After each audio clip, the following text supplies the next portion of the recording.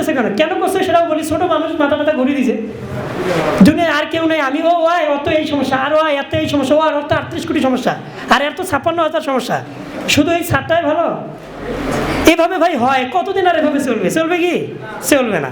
বেশিরভাগ মানুষ যে সিদ্ধান্ত নেয় সেটা ভুল হয়। গ্যালিলিও যখন বলছিল পৃথিবী ঘোরে, পৃথিবীর সব মানুষ তার বিরুদ্ধে ছিল, কিন্তু কার কথা ঠিক? গ্যালিলিওর কথা ঠিক ছিল কিনা? ঠিক। বেশিরভাগ মানুষ, বলো তো বেশিরভাগ দর্শক কোথায় হয়? কোয়ান্টাম ফিজিক্সের কোনো ক্লাসে না টিকটকে? টিকটকে একটা ভিডিওর লক্ষ লক্ষ ভিউ, আর ফিজিক্সের একটা 1 ঘন্টার ক্লাস করাও একজনও নেই, ও দেখেই না। কেন? কারণ ওইখানে মাথা খাটাইতে হয়। আর এই টিকটকে মাথা খাটা লাগে না, কারণ এখানে হচ্ছে জিভা বের করে একটা হাসি দেন, একজন ঠ্যাংটুক উপর পাশে করছে, আরেকজন মাছ ধরে যে মোবাইলটা ফেলে দিছে।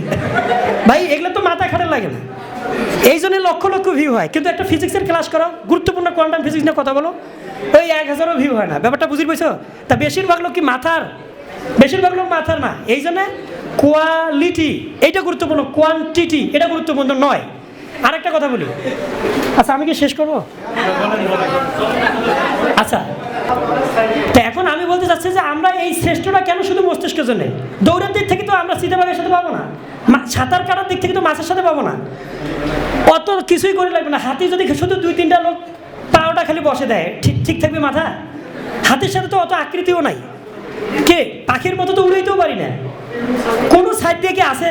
কিছুই তো নাই, শুধু মস্তিষ্কটা আছে। তাহলে মাথার ঘাম পায়ে ফেলা যাবে না, মাথা খাটাইতে হবে।